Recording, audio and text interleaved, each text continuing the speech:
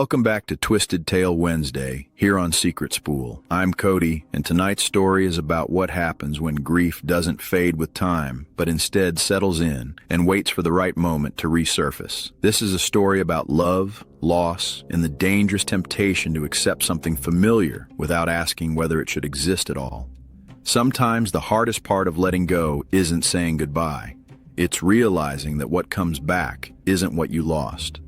Let's get into it. It happened on a Tuesday night, the kind of ordinary evening that never hints. It's about to divide your life into a before and an after. My wife, Meg, had gone out jogging along the same route she'd taken for years, a path she knew so well she could have run it with her eyes closed.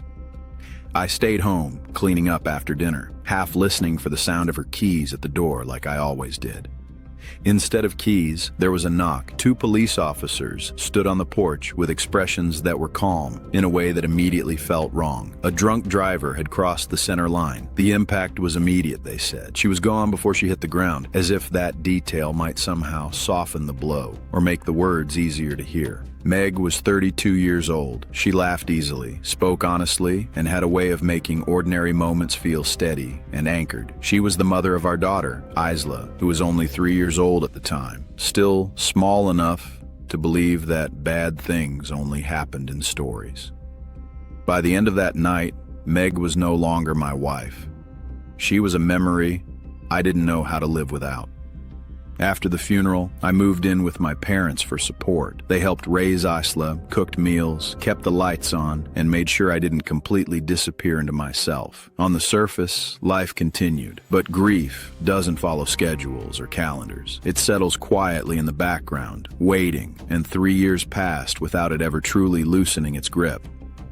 The first gift appeared on a frost-bitten morning when I was already running late for work. Sitting on the hood of my car was a small box wrapped neatly in red paper. That alone made my chest tighten. Meg always wrapped her gifts that way. Red paper, clean edges, no tape showing. It felt too familiar to be coincidence.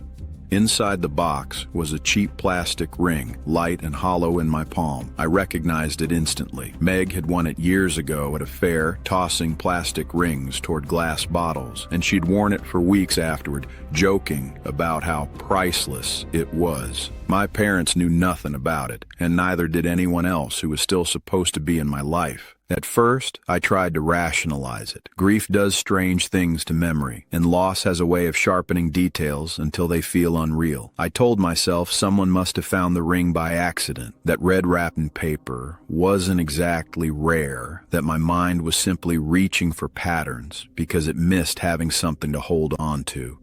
But even as I thought those things, the weight in my chest didn't lift. It felt like the world had tilted, just slightly. Enough that nothing sat where it used to. That ring wasn't just an object. It was a reminder of a version of my life that was gone. And seeing it again felt less like coincidence and more like someone knocking gently on a door I had already sealed shut. The only other person who could have known was Kate, Meg's best friend since high school. Kate had never liked me. At first, she tolerated me, but once Meg and I became serious, that tolerance turned cold. When I called her, she denied everything and accused me of imagining things, her bitterness still sharp even after all these years. But the gifts didn't stop. They kept coming in quiet, unsettling ways. Small objects from trips Meg and I had taken together, things no one else should have known about. I tried ignoring them, convincing myself it was coincidence or stress, until one appeared somewhere it never should have.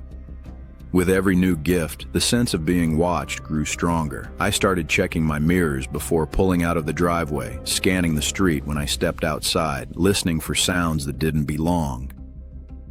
I stopped talking about it with my parents because I could see the concern in their eyes shift towards something closer to worry. At night, after Isla was asleep, I'd sit alone and lay the objects out in front of me, trying to understand what they meant together. They weren't random, they weren't careless, they felt curated, like someone was rebuilding pieces of my past and laying them carefully at my feet, waiting to see how I'd react. Isla's preschool teacher pulled me aside after class and asked if I'd sent something in for her daughter that day. When I picked Isla up, she was crying, clutching a stuffed fish in her arms. She told me someone had left it on her desk and asked if Mommy had put it there, and in that moment, my stomach dropped. I contacted the police again, but their response was polite and distant. They said they'd keep an eye on it, but it was clear they didn't see a threat. A week later, I returned to my old house to pick up some tools and found a massive teddy bear sitting on the doorstep, the same one I'd bought Meg on our very first date more than a decade earlier. That was the moment everything clicked. I drove straight to Kate's house and waited until she came home. When I confronted her and showed her the teddy bear, her face drained of color. She whispered that it wasn't her fault, that Meg had made her do it, and my anger shifted instantly into something colder. Kate told me to come inside so she could explain. She disappeared down the hallway, leaving me alone in the living room, and then called out words I never expected to hear again. "Meg, your husband's here." My chest tightened as footsteps approached, slow and deliberate. Meg stepped into the room wearing the same jogging clothes from the night she died. Her smile was familiar, but her touch was wrong, cold in a way that felt deeper than temperature. She asked if I'd enjoyed the gifts, and I couldn't find my voice to respond. For a moment, I honestly thought my mind had finally broken, that the years of holding everything together had cracked something important, and this was what came spilling out. I studied her face the way you do when you wake from a dream that feels too real, looking for flaws that prove it isn't, but the details were all there. The slight crease near her eye, the familiar way she tilted her head when she smiled. And yet none of it felt right. Her presence filled the room, but it didn't warm it. It felt like standing too close to something that should have been buried, aware on a deep, instinctive level that even recognizing it was dangerous. Kate explained everything in fragments. After Meg's death, she'd searched desperately for a way to bring some part of her back. She found a man who lived in the woods nearby, someone who promised to return Meg under strict rules. Meg couldn't leave the house. Kate had to deliver the gifts. And the cost was something Kate couldn't bring herself to say out loud. Meg told me she wasn't alive anymore, that she existed somewhere in between, neither fully here nor truly gone. She said we could still be together, that nothing had to change. But when I looked into her eyes, I saw something empty behind them, something that didn't belong to the woman I loved. Kate begged me not to tell anyone, saying I'd ruin everything if I did. I ran from the house that night and stayed away, trying to forget what I'd seen, until weeks later when my phone rang and Meg's voice asked me to meet her again. I went back for closure. Meg answered the door alone, told me Kate was gone, and said it was just us now. Then she asked me to bring Isla next time so she could see her daughter again, and fear settled in my chest, where hope tried to form. That was the moment fear overtook grief completely. Up until then, part of me had still been arguing that this was my wife, that something miraculous or unexplainable had happened, and I was simply too afraid to accept it. But the thought of Isla standing in that house, of her small hand slipping into Meg's cold one, made my chest tighten in a way love never had. Whatever was wearing my wife's face didn't understand what it was asking, or worse, it did.